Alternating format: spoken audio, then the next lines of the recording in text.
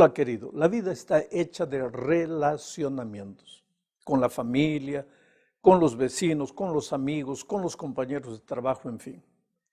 Quien no sabe relacionarse bien con los otros difícilmente es feliz. Y te digo una cosa, si resolviéramos los problemas de relacionamiento, creo que la mayoría de nuestros problemas estaría resuelta. En este estudio veremos cómo una persona sabia se relaciona con los otros. Empezaremos considerando la manera de lidiar con los errores ajenos. Proverbios capítulo 17, 9 dice: el que perdona el pecado busca afecto, el que lo divulga aleja al amigo. De acuerdo a estas palabras, la mejor manera de evitar discusiones y conservar relacionamientos sanos es ignorando, por así decirlo, el error de los otros, perdonando lo que ellos hacen y no divulgando sus errores. Creo que el pensamiento principal aquí es el chisme. El chisme destruye más vidas de lo que puedes imaginar. El problema es que todos quisiéramos que el mundo fuera como nos gustaría a nosotros. Quisiéramos que las personas anduvieran al ritmo que nosotros les imponemos. Y cuando no sucede eso, nos sentimos mal. Pero hay una ley de la vida. Si queremos que los otros nos acepten como somos, ¿por qué no aceptarlos como ellos son? Hay otro texto, Proverbios capítulo 19, versículo 11. La cordura del hombre calma su furor. Su honra es pasar por alto la ofensa. Querido, nadie es loco de reaccionar mal cuando se le trata bien. El amor y la generosidad generan los mismos sentimientos.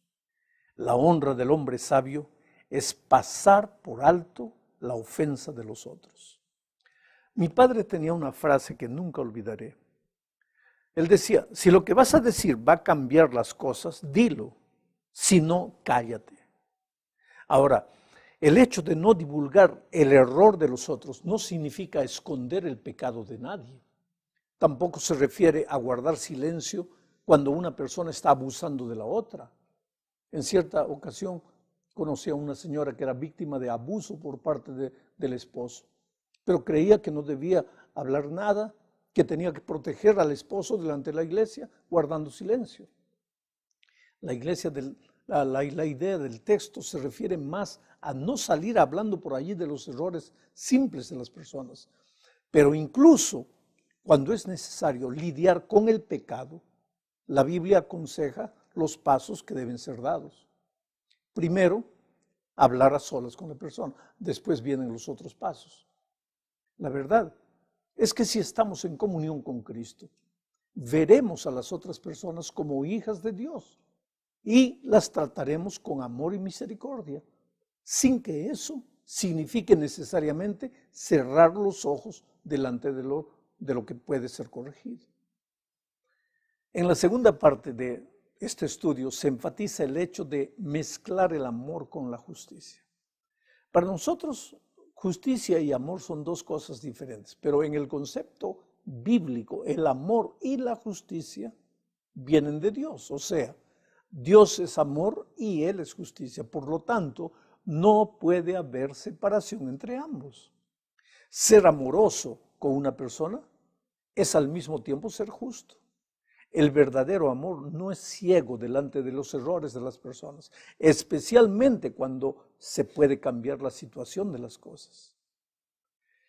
Proverbios capítulo 17, versículo 10 dice: gana más con un regaño quien es inteligente que lo que gana el necio que recibe 100 azotes.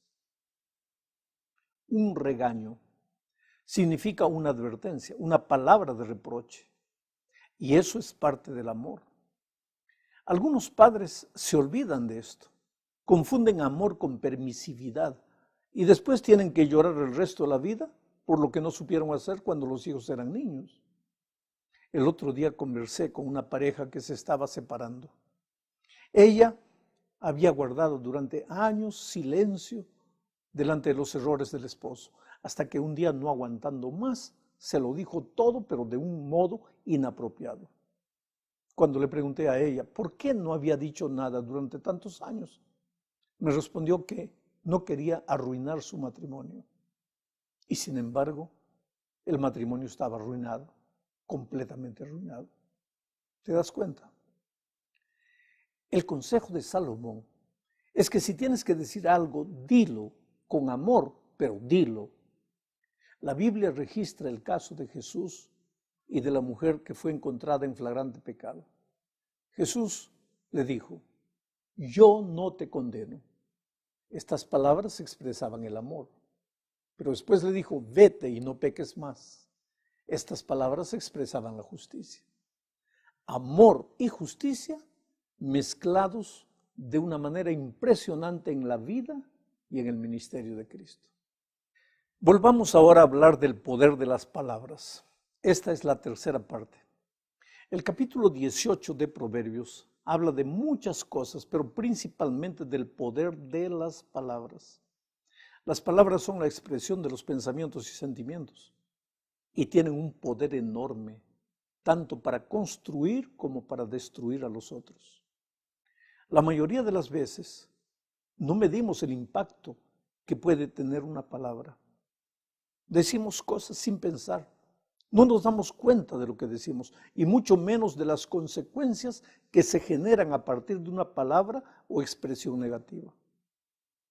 Con las palabras podemos lastimar y ofender a los demás, afectando así las relaciones, el bienestar y la convivencia. Mira, aquellos momentos de discusión donde las personas están alteradas son generalmente los momentos donde decimos tonterías. Ahora, el hecho de medir las palabras no significa reprimir los sentimientos, ni dejar de expresar las opiniones. Todo se puede decir bajo los términos del respeto, siempre con un trato amable, amoroso y tranquilo. Lo que determina que una crítica, por ejemplo, sea constructiva o destructiva, es el cómo lo decimos, el tono de la voz, las palabras que se utilizan y los gestos que acompañan a las palabras son determinantes para que lo que decimos tenga algún efecto o no tenga. Proverbios 18:4 dice, los dichos del hombre son aguas profundas, pero la sabiduría es una fuente inagotable. La expresión aguas profundas ilustra lo delicado que es decir algo. Las palabras tienen un poder misterioso, pero real. Conozco personas que quedaron heridas para el resto de la vida por una palabra dicha en un momento inoportuno. Pero conozco también personas cuya vida fue transformada por completo por una palabra dicha de una manera correcta y en el momento exacto. Solo Dios puede darnos la sabiduría de usar el poder de las palabras para el bien. Nuestras relaciones serían mucho más saludables si aprendiésemos a decir las cosas de un modo que construyan y no que destruyan. Vamos ahora a la cuarta parte de este estudio. Leamos Proverbios 18:2. Al necio la inteligencia no le causa placer, tan solo le interesa exhibir lo que piensa. En otras palabras, el necio habla sin pensar. Volvemos aquí a la importancia de pensar antes de hablar. El éxito de una persona en sus relaciones sociales depende muchísimo de su habilidad para usar la palabra de manera sabia, es decir, hablar controlando sus emociones negativas y canalizándolas para sentirse bien y hacer sentir bien a los demás. El asunto es pensar antes de hablar. Si no controlas las emociones y te comportas irreflexivamente sin pensar, te vas a meter en problemas. Si en cambio aprendes a controlar tus emociones y hablas con sabiduría, crecerás en la vida y en tus relaciones. El que no domine el arte de expresarse bien está condenado a la infelicidad. Y lo que es mucho peor, el conflicto permanente va a rodear la vida de esta persona. Lo que decimos y cómo lo decimos puede tener poderosos efectos en nuestras relaciones, acercándonos más de las personas o distanciándonos más de ellas. Una sola frase puede convertirse en una caricia o puede dejar una cicatriz difícil, una herida difícil de curar. Según usemos las palabras, estas pueden convertirse en ventanas abiertas de par en par o en muros infranqueables. La crítica, por ejemplo, es algo muy común en las relaciones humanas. Surge a diario, pero criticar es como el aceite de ricino, muy fácil de recetar, pero difícil de tomar. Sin embargo, pocos saben hacerlo para conseguir el efecto deseado. En vez de mejorar la situación o la conducta de alguien, la crítica empeorará la situación cuando es hecha sin amor de una manera inconveniente. Sabes, al observar la vida yo me doy cuenta que aunque hombres y mujeres hablamos el mismo idioma, eso no siempre significa que nos entendemos. Frases como, tú no me comprendes, tú nunca me prestas atención, tú me provocaste, pues tú el año pasado hiciste lo mismo. Son mensajes en los que el tú se concentra en la otra persona, lo que equivale a culparla.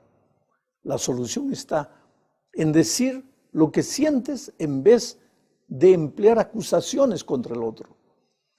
Mucha gente elige palabras cuidadosamente mientras habla con las personas que no conoce, pero cuando habla con los amigos, con la pareja, con los compañeros que están cerca de él, no cuida sus palabras y es bruto, es torpe en su manera de decir las cosas. Sin embargo, te digo una cosa, cuando una persona está nerviosa, irritada o se pone a la defensiva, está en peligro de decir cosas inoportunas, contraproducentes, ofensivas. Pero si somos capaces de controlar nuestras emociones, estaremos en condiciones de escoger mejor las palabras, anulando lo que potencialmente sea negativo o perjudicial.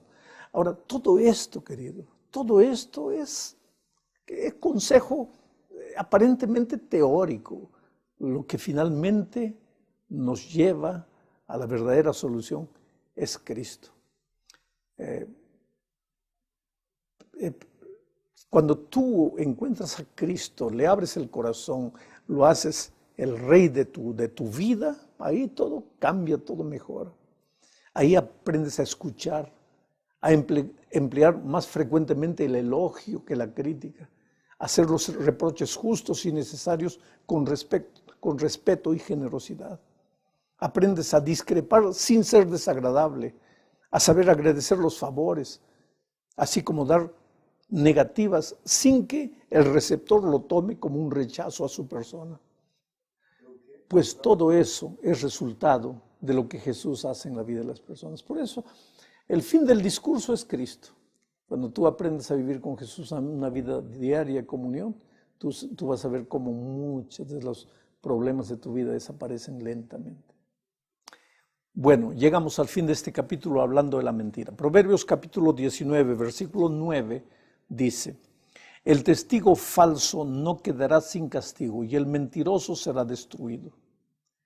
Dos consecuencias tristes para el mentiroso, será castigado y será destruido.